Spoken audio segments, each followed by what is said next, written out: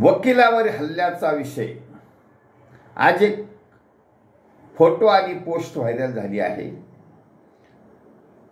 अधिवक्ता संरक्षण कायद्याची मागणी होत आहे। अहमदनगरमध्ये सुद्धा एका वकील दाम्पत्याचा मागे खून झाला होता। त्याचं आंदोलन थेट मुंबईपर्यंत पोहोचलं होतं। वकिलांनी त्याच्यामध्ये मागणी केली होती वकील संरक्षण कायदा। या संदर्भात आज पण एक कल्याणवरून एका वकील महोदयांचा ॲडव्होकेट जगताप यांचा पोस्ट आणि फोटो पण आला आहे, व्हिडिओ तयार करत आहेत त्या संदर्भामध्ये की भारताला स्वातंत्र्य मिळवण्यासाठी वकील वर्गाने मोठा सहभाग घेतला होता। वकील वर्ग म्हणजे भारतातले स्वातंत्र्य सेनानीमध्ये अग्रेसर होते।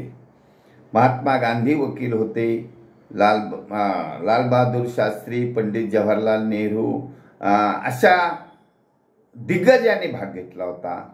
तसंच आंबेडकर वकील होते, सावरकर वकील होते। या लोकांनी जो धैर्य दाखवलं, बुद्धीची चुणूक दाखवली, त्यावेळेला त्यांना काही कायदा हा संरक्षण कायदा नव्हता, इंग्रज सरकार होतं। इंग्रज सरकारला यांच्यासाठी संरक्षण कायदा बनवायची काही गरज नव्हती, ते त्यांचे विरोधकच होते। त्यामुळे आता जो कायदा पाहिजे ही मागणी रास्त आहे, पण कोणाकडे मागणी हे चुकीचं आहे। कारण सरकारमध्ये जर वकिलांना आणि आम समाजातील नागरिकांना संरक्षण देण्याची वृत्ती नसेल, क्षमता नसेल, नोशन नसेल, सेन्सिबल नसतील तर मागणी करून उपयोग होणार नाही। त्यासाठी सैनिक समाज पार्टी तर्फे आव्हान आहे। मी वकीलही आहे आणि माझी सैनिक आहे, म्हणून या दोन रोलमधून मी आपल्या सर्व वकील बंधूंना सल्ला सांगत आहे की तुम्ही राईट ऑफ सेल्फ डिफेन्स या कायद्याचे ज्ञान आहे, तुम्ही स्वतःचं संरक्षण तर केलंच पाहिजे आणि आम समाजाच्या नागरिकाचं पण संरक्षण केलं पाहिजे आणि त्याच्यासाठी तुम्ही सरकारमध्ये जायला पाहिजे।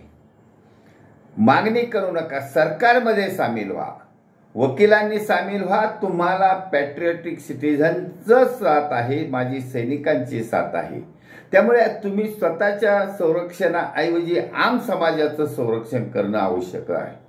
आता हे व्यक्तिगत हल्ला होतो इथपर्यंत ठीक आहे, परंतु तुमच्या देशावर भ्रष्टाचारी, वंशवादी, गुंडगिरी प्रवृत्तीच्या लोकांचा देशावरच हल्ला होत आहे, देशाच्या तिजोरीवर हल्ला होत आहे। हा हल्ला एक देशाला मागे नेणार आहे। हा हल्ला थांबवण्याची जबाबदारी वकिलांनी घेतली पाहिजे, कारण भ्रष्टाचाऱ्यांचा सुळसुळाट झाला आहे, शासनामध्ये झाला आहे आणि प्रशासनामध्ये झाला आहे। त्याचं ज्वलंत उदाहरण अहमदनगरमध्ये झालं आहे। महानगरपालिकेचा प्रमुख, महानगरपालिकेचा अधिकारी, मुख्य अधिकारी, आयुक्त डॉक्टर जावळे यांना अँटी करप्शन ब्युरोच्या ताब्यात छापा पडला। यावरून असे कितीतरी आहेत, he is not only man, only one. शासनामध्ये, प्रशासनामध्ये ही जे भ्रष्टाचाराची साखळी आहे ती तोडणे आवश्यक आहे आणि ती जबाबदारी वकिलांनी घ्यायची आहे। कारण वकील आणि माजी सैनिक, धैर्यवान माजी सैनिक, patriotic citizen of India, social service करणारे, समाजसेवा करणाऱ्यांची पण खूप समाजामध्ये संख्या आहे, ते पण आपल्या साथीला येणार आहेत। म्हणून या सर्व सुशिक्षित लोकांनी आणि विशेषतः वकिलांनी सैनिक समाज पार्टीमध्ये आलं तर नागरिक संरक्षण कायदा हा अस्तित्वात येईल आणि त्याची अंमलबजावणी होणं गरजेचं आहे। कायदा कागदावर करून उपयोग नाही, त्याची अंमलबजावणी होणं गरजेचं आहे। म्हणून सेल्फ डिफेन्स हा एक अधिकार आहे, राईट टू सेल्फ डिफेन्स आहे। त्यामुळे वकिलांनी नागरिकांना शिकवायची गरज आहे की तुम्ही सुरक्षित आहात, संरक्षण आहे, स्वतःचं संरक्षण आहे.